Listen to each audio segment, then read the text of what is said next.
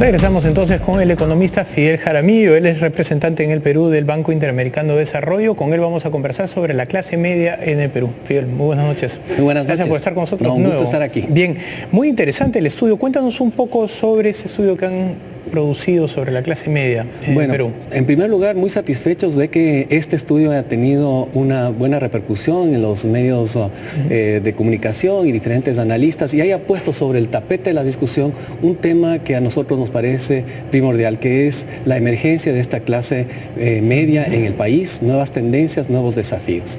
Nosotros empezamos con una pregunta. ¿Qué ha sucedido? ¿Cómo definimos a la clase media? Y partimos señalando que hay muchas definiciones de clase media. Es un concepto multidimensional, no solamente temas de ingresos, sino temas de educación, de cultura, de activos que posee este estrato social. Pero al final del día, los diferentes estudios muestran al tema del ingreso como la vara, cómo se mide a la clase media. E incluso ahí hay una serie de subjetividades, donde cortas los diferentes estratos sociales.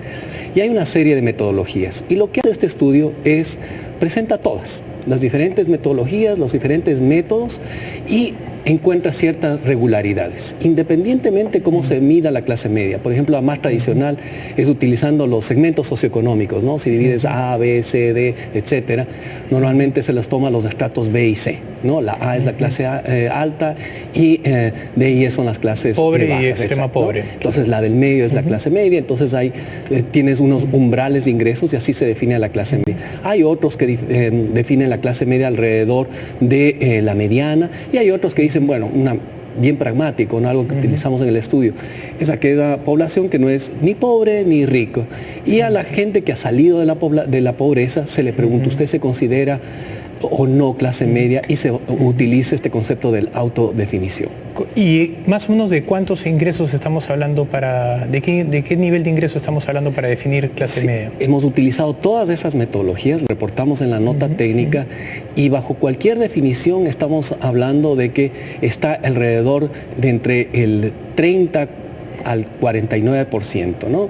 Entonces es una proporción muy significativa de la población peruana, pero además, dependiendo de la definición, lo que hemos visto son ciertas tendencias muy claras, independientemente de cómo se define. En primer lugar, es significativo, o sea, entre 39 y 49% es un porcentaje muy significativo. Acá mencionan ustedes entre 10 y 50 dólares, esto viene a ser por día, por persona y en paridad de compra, ¿verdad? Exactamente, sí. Correcto. Tal vez una manera más fácil de entenderlo es transformarle esto a soles del año pasado, y entonces hemos visto que hay una definición que estaría en ingresos familiares de alrededor entre 1.880 soles a 9.300, 9.400 soles por familia. Por familia. Por familia por mes, entonces. Sí, por familia por mes. Correcto. Esto sería lo que el umbral de ingresos de una de las metodologías, que es los que no son ni pobres ni ricos y que sí. Claro, como bien decía Vaya, en el estrato de la clase. Claro, como bien decía Vaya, todo se puede finalmente cuantificar en dinero. Entonces uno siempre puede tratar de buscar una media monetaria, ¿no? ¿Cuáles son las razones detrás del incremento? Porque hemos pasado, según la cifra, de 24% en el 2005, de 25% en el 2005, hemos pasado a 48% en el 2011. ¿Cuál ha sido las razones detrás de ese incremento? Sí, números redondos podemos decir que ha subido prácticamente al doble, ¿no? De 26 a 49% de la población. Y utilizando las diferentes metodologías es algo que es consistente. Y creo que es un consenso en el país de que ha habido una gran expansión en estos últimos 7 o 8 años. ¿Qué está detrás de todo este crecimiento? Es básicamente el acelerado crecimiento económico que ha tenido la población, el PIB en el Perú. Hemos visto que ese crecimiento ha sido pro pobre y pro clase media. El crecimiento que han tenido los deciles que están en los sectores entre el 4 y el 7, que son la clase definida como la clase media, ha sido sobre el 10%. Claro, pues eso tiene que ver más con crecimiento, eso tiene que ver más con crecimiento que con transferencias directas, que es algo que le llega más a las poblaciones pobres y pobres extremas. Así es. Las transferencias y los programas sociales en general han sido muy útiles para sacar de la pobreza a una importante población peruana. Pero este fenómeno de la emergencia de la clase media se debe fundamentalmente al crecimiento económico. Hay otros estudios que coinciden. El Banco Mundial hizo un estudio que determina que el 80% del crecimiento de la clase media a nivel global se debe fundamentalmente al crecimiento económico. ¿Y 20% a lo que serían programas de transferencia? A programas, a programas estatales. Sí, eso es un poco la media que se encuentra en la mayoría de estudios. En Perú también hay dos. Uno señala 75% crecimiento, el otro 80%, pero es más o menos la media, ¿no? Sí. Te quería preguntar cuál es la tendencia. ¿Cuál crees que es la tendencia? ¿Qué es lo que crees que va a suceder en los próximos 5 a 10 años? Interesante ver lo que puede suceder en el contexto económico tanto del país, pero también regional y global. Yo creo que en este sentido las noticias son bastante optimistas en cuanto al Perú. El Perú está preparado para afrontar toda esta volatilidad en los mercados financieros internacionales y está creciendo a tasas bastante más aceleradas que el promedio en América Latina. Eso yo creo que es un conjunto de buenas noticias. O sea, ¿tú verías en unos 5 años un crecimiento, si hemos crecido del 25 al 48, de otro tal vez 15, 20%? Eso es difícil de predecir y el estudio no pretende hacer anticipaciones de cómo va a evolucionar la clase media. Lo que sí hace es señalar algunas tendencias. Como decíamos, es una importante expansión. Después hemos identificado un estrato de la población muy interesante, que es aquella población que ha dejado de ser pobre, pero que no se incorpora plenamente a las clases medias. Esto compromete alrededor del 21% de la población. Los catalogan como población emergente, ¿no? Población emergente, hay otros autores que les llaman población en estado de vulnerabilidad, pero es interesante este estrato de la población que ya no es pobre, pero que todavía está con una serie de vulnerabilidades.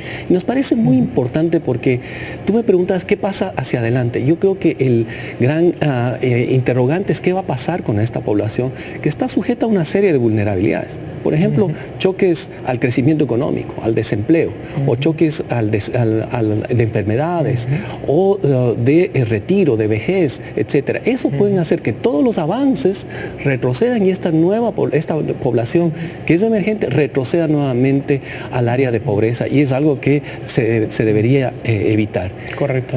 Y con tasas de crecimiento por encima del 6%, evidentemente evitaríamos, ¿no? Quería preguntarte, antes de finalizar, porque se nos acaba el tiempo, sobre este estudio de Caraz y Hertz que publicaron en el 2010, que tú también tienes conocimiento, que hablas justamente del crecimiento de la clase media, pero ya a nivel global. Ellos calculan que para el 2022, por primera vez, la clase media va a ser más grande que la clase pobre, por primera vez en la historia de la humanidad.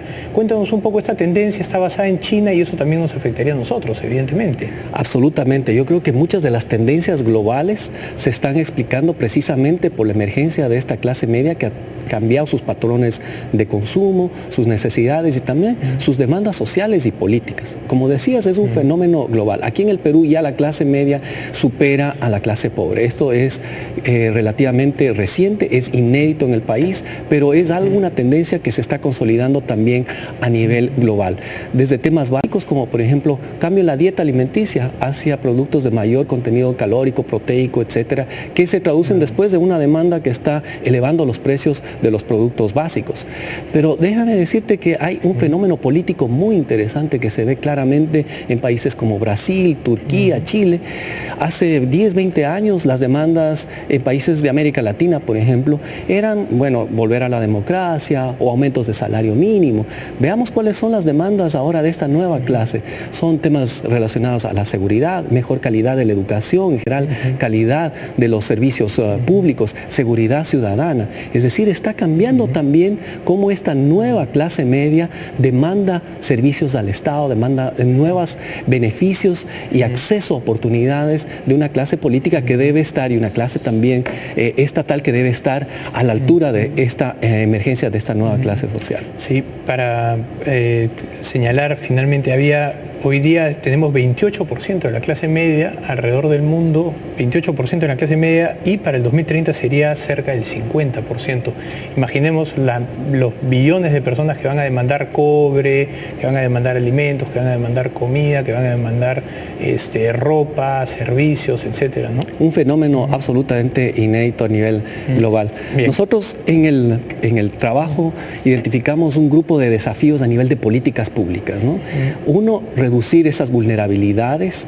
Eso implica desarrollar nuevos mercados de seguros, de vida, de desempleo, etcétera, de tal manera que esa vulnerabilidad disminuya. Mejorar Segundo, los servicios, pues, ¿no? acceso a oportunidades económicas, Claro. de tal manera de consolidar esa nueva clase media y hacer que sea sustentable. Muy bien.